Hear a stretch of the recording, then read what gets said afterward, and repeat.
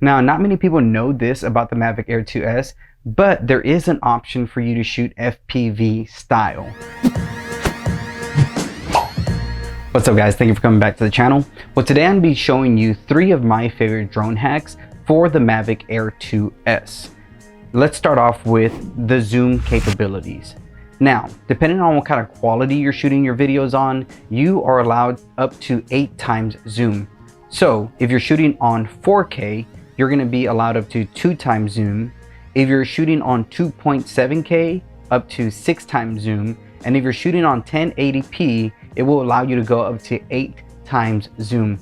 Again, you're going to be losing some quality when you're doing this, but if you're doing it for a vlog or just for yourself, or maybe like for a family video that you're going to be making, or you know, if you're not doing it for a client and if it's not like a high budget like high quality film, I would say this is really cool, especially if you're far away and you want to get those tight shots of maybe somebody kayaking, somebody rowing, maybe you know, you're out somewhere in like a mountainous area or some beautiful landscape and you're trying to zoom into specific areas. I think this is a great hack for anybody who, especially if you're vlogging. Now the second one is the FPV option. Now not many people know this about the Mavic Air 2S, but there is an option for you to shoot FPV style.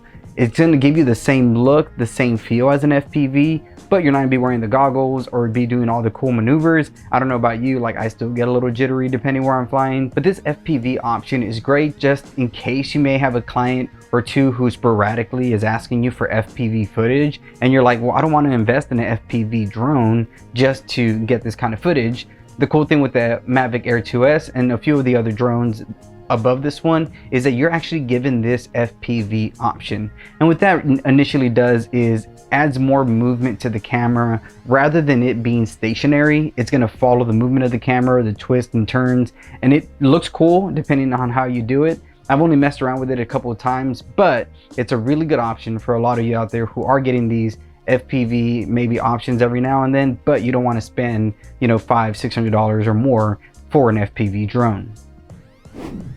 Number 3 is one that almost nobody that I know knows about, and when I tell people, they think it's like cool, but the gimbal actually can be moved upwards. So if you're looking at a landscape or if you're looking at a building, you're actually able to tilt upward the camera to get a different perspective. So here are a couple of examples that I did with the independent building. As you can tell, this one is face on, and then this one has a little more upward tilt to it. And like I said, this is cool just to give you different perspectives. Maybe you can do really cool circular angles around things and have that like looking up. So this is something, like I said, I like to use it every now and then when I'm trying to shoot a building, but I want to get a different angle, nothing straight on, but I still want to get the entire building into it. And I think the reason that this is an option is because it does allow for the vertical panoramic shoot. And so when it does that, the camera has to angle up. So it's great that DJI added this for an angle for photographers. And last but not least, the bonus. One of my favorite hacks for the Air 2S is being able to get the raw photos of the hyperlapses that I shoot. Now, when I first started doing hyperlapses, I was just editing the video that DJI would export to me, not knowing that there is a way to actually get the raw photos. All you got to do is just go to your settings and turn on raw, and you're able to get them. Now, the reason this is great is because if you're really worried about quality and being able to color grade your footage to the best of your abilities, having all of these photos is going to allow you to produce the best hyperlapse that you can. Now, if you're more focused on time and you're just trying to get it out there, using the video that DJI creates is great because it stabilizes for you as well. But if you're somebody who's really focused on quality and you rather push out quality content, I think having the raw photos for your hyperlapses is the #1 way to go.